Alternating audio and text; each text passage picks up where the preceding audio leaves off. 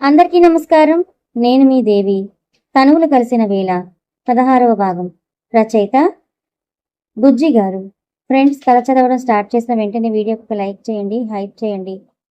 Friends, story పెడుతున్నాను కానీ ఇది వరకు మీరు ఆదరించినట్టు ఇప్పుడు వ్యూస్ రావడం లేదు. ఒకవేళ మీకు నోటిఫికేషన్స్ రాకపోతే సబ్స్క్రైబ్ బటన్ పక్కన ఉన్న ఆల్ సింబల్ ప్రెస్ చేయండి. దీనివల్ల మీకు నోటిఫికేషన్స్ వస్తాయి. నేను వీడియో పెట్టిన వెంటనే మీకు నోటిఫికేషన్ వస్తుంది. మనకి కథా సుధాపై రమ ఛానల్ లేదు కాబట్టి ఈ ఛానల్స్లో వచ్చే స్టోరీస్ని ఆదరించండి. మన కథలోకి వెళ్ళిపోదాం. వల్లి రానా.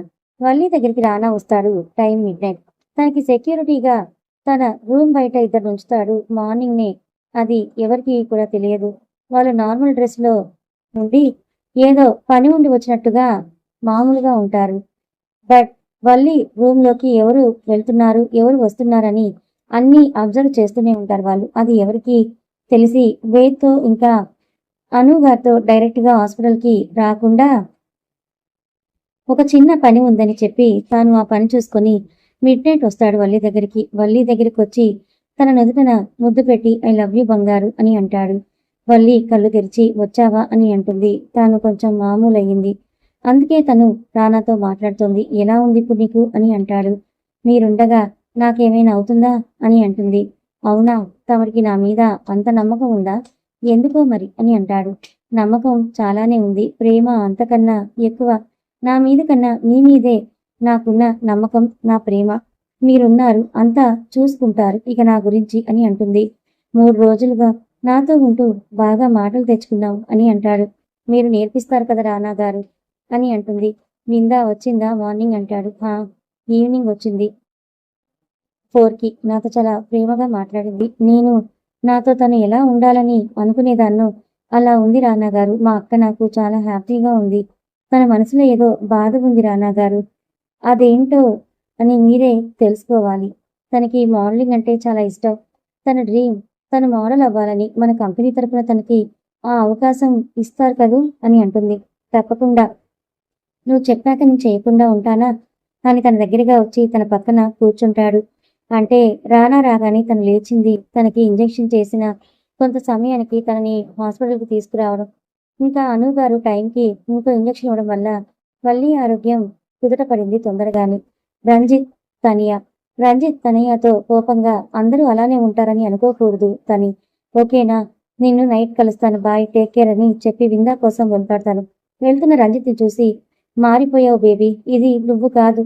ఒక్క రోజులో నీలో ఇంత మార్పా? ఒకరి గురించి ఆలోచించని నువ్వు ఇప్పుడు తన కోసం వెళ్ళిపోయావు. నాకు బాయ్ చెప్పి నిన్ను నేను వదులుకోను. మన మధ్య ఎవరు వచ్చినా కూడా వాళ్ళని వదలను. తన మీద నీ ఫీలింగ్ ఏంటో తెలుసుకోవాలి ఫస్ట్ అని అనుకుని వాళ్ళ ఫ్రెండ్స్తో జాయిన్ అవుతుంది. రంజిత్ విందా కోసం బయటికి వెళ్ళేసరికి తన ఆటోలో ఎక్కి వెళ్తూ కనిపిస్తే ఆ ఆటోని ఫాలో అయ్యి దాన్ని క్రాస్ చేసి ఆటోకి కార్ని అడ్డుగా పెట్టి తను దిగి విందారా నేను డ్రాప్ చేస్తా అని అంటాడు. ఆటో డ్రైవర్కి భయ్యా నువ్వు సైడ్ తీసుకొని వెళ్ళు అని అంటుంది. తను కోపంగా విందాని బయటకు లాగి నువ్వు పోరా అని ఆ ఆటో డ్రైవర్ చేతిలో ఒక 500 రూపాయల నోట్ ఇచ్చి నువ్వు పో అని అంటాడు. వాడు హ్యాపీగా ఫీల్ అయి థ్యాంక్స్ అని చెప్పి వెళ్ళిపోతాడు. విందా కోపంగా రంజిత్ చెంప పగలగొడుతుంది. తను చెయ్యిని పట్టుకొని నా మీద నీ చెయ్యి బాగా లేస్తోంది అని అంటాడు. చెయ్యి కాదురా, కాలు కూడా లేపుతా. అయినా నా కోసం ఎందుకు వచ్చావు? నేను వెళ్ళగలను, వెళ్తాను కూడా, వదులు నన్ను అని అంటుంది. రానా వల్లి దగ్గరగా కూర్చొని చాలా మిస్ అయ్యా నిన్ను అని అంటాడు. ఒక పూటకేనా అంటే నిన్నలా అసలు చూడలేకపోయాను అంటాడు. ఇప్పుడు ఏం అవ్వలేదు కదా అని అంటున్నా తన పక్కన పడుకొని తనని తన గుండెల మీద తెచ్చుకొని పడుకో అని తనని పడుకోబెడతాడు. రానా ఎందుకో డల్గా ఉన్నాడు అనిపించి ఏవైనా ప్రాబ్లమా అని అంటుంది. ప్రాబ్లం అయితే ఉంది, బట్ ఏం కాదు, నేనున్నా కదా చూసుకుంటాలే అని అంటున్నా తనతో ఏమైందని అంటుంది. ఏమీ లేదులే కానీ నిద్రపో అని తనని జోకొడుతూ తను కూడా నిద్రపోతాడు. వేద వేద్ ఇంటికి వస్తాడు. అను గారిని హాస్పిటల్లో దించి వేద ఎక్కడ కనపడక వాళ్ళ అత్త దగ్గరికి వెళ్ళి వేద ఏది అత్త అని అంటాడు. తన రూమ్లోనే ఉందిరా, వెళ్ళు అని అంటుంది తను. వేద రూమ్కి వెళ్తాడు. వేద అటు తిరిగి పడుకుంటుంది. ఇదేంటి ఇప్పుడు పడుకుంది అని అనుకుని డోర్ లాక్ చేసి మెల్లగా తన వెనుక చేరి తన నడుము పట్టుకుంటాడు గట్టిగా. ఆ స్పర్శ వేదకి తెలుసు. తన చేతిని గట్టిగా పట్టుకుంటుంది. ఏం చేస్తుంది నా బంగారం? అప్పుడే పడుకున్నావా? హెల్త్ బాలేదా ఏంటి? ఇటు చూడు అని తనని తన వైపుకు తిప్పుకుంటాడు. తనని తన వైపుకు తిప్పుకొని తన ఫేస్ చూస్తాడు. ఏడుస్తూ ఉంటుంది. కళ్ళు మొత్తం వాచి ఉంటాయి. తను కూర్చొని తనని లేపి ఏమైందని అడుగుతాడు. బావా అని తనని గట్టిగా హక్ చేసుకుని ఏడుస్తుంది. బావా ఐ వాంట్ యు ఇప్పుడే అని అంటుంది. వేద ఏమంటున్నావని అంటాడు. బావా నన్ను నీలో కలిపేసుకో ప్లీజ్ బావా అని అంటున్న తనని వేద కూల్ ఏమైందిరా అని అంటాడు. బావా నీకు నేను దూరం అవుతానని భయంగా ఉంది బావా ప్లీజ్ నన్ను అని అంటున్న తన పెదవులను అందుకొని తనని కూల్ చేసే ప్రయత్నం చేస్తాడు వేద్. తన కన్నీళ్లకు స్వేచ్ఛనిచ్చి వేద్ ఇస్తున్న ముద్దుకి తనను కూడా సహకారమిస్తుంది. కానీ ఆ ముద్దులో బాధ కాదు, ప్రేమ కాదేదో బాధ, భయం. ఎందుకు అది అర్థం కావడం లేదు వేద్కి. విందా రంజిత్ విందాని కోపంగా చూస్తూ నేను నిన్ను డ్రాప్ చేస్తా, నువ్వు నా మీద ఇంకోసారి ఇలా చేయలేకపోయి ఈసారి నీ కాలు చేతులు విరగొట్టి మరీ నా దగ్గర ఉంచేసుకుంటాను రా అని అంటాడు. వదులు నన్ను అని కోపంగా ఇంకా ఏం కావాలరా నా నుంచి నీకు, ఎందుకు నన్ను ఇలా అని అంటున్న తన దగ్గరికి వచ్చి కాల్లో తనని నెట్టి డోర్ వేస్తాడు.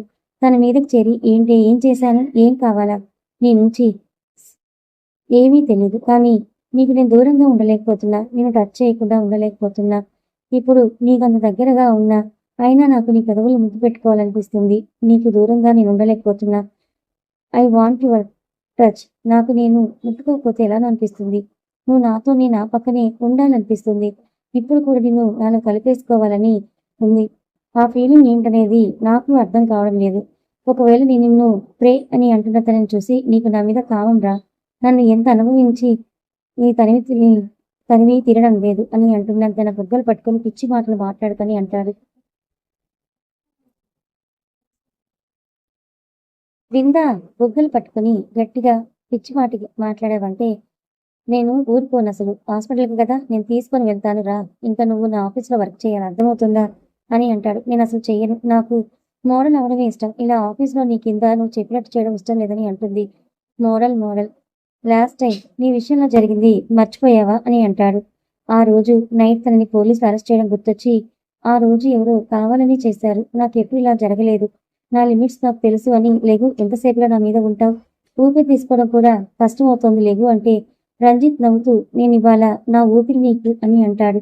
వద్దులే కానీ నీ గర్ల్ ఫ్రెండ్ ఉందిగా, ఆ పో, ఆ పాప అసలే హాట్గా కూడా ఉంది వెళ్ళు అని అంటుంది. తను అన్న మాటల వల్ల నువ్వు బాధపడ్డావా అని అంటాడు. నేను మనిషిని, నాకు బాధ ఉండదా, ఇలా తను మాట్లాడుతుంటే మూగమోనిలా చూస్తూ ఉన్నావు కదా, తనని ఏమైనా ఆపావా నువ్వు అని అంటున్న తనని సారీ అంటాడు. ఓ నీ బేబీకి బదులు నువ్వు చెప్తున్నావా, నాకేం అవసరం లేదులే కానీ తీసుకువెళ్ళి హాస్పిటల్కి అని అంటుంది.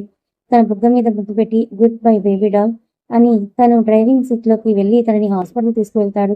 తను దిగి వెనుక సీట్లో ఉన్న విందా కోసం డోర్ తీసి తనని చూస్తున్న రంజిత్ చూస్తూ కొంచెం ఎక్కువ చేస్తున్నట్టు అనిపించడం లేదా నీకు అని అంటే అలా ఏమీ అనిపించడం లేదని తాను దిగాలని చూస్తుంటే వెయిట్ అని తను కూడా లోపలికి వచ్చి డోర్ వేసి తనని కిస్ చేసి మిస్ యూ బేబీ డాల్ ఇక వెళ్ళు అని అంటాడు.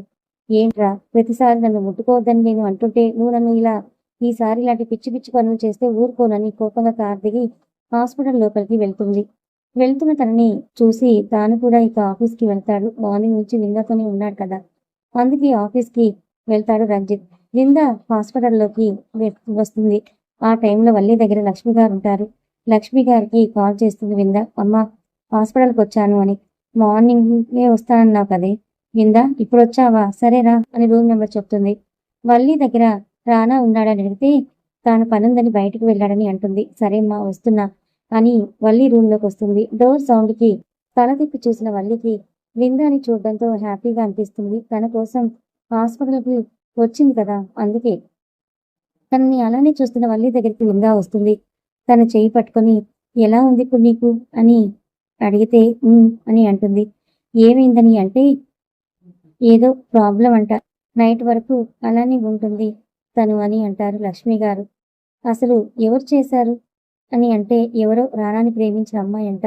రానా వెళ్ళాడు ఇప్పుడు తన దగ్గరికి. రానా టైంకి వెళ్ళి ఉండకపోతే వల్లిని మిస్ అయ్యే వాళ్ళను.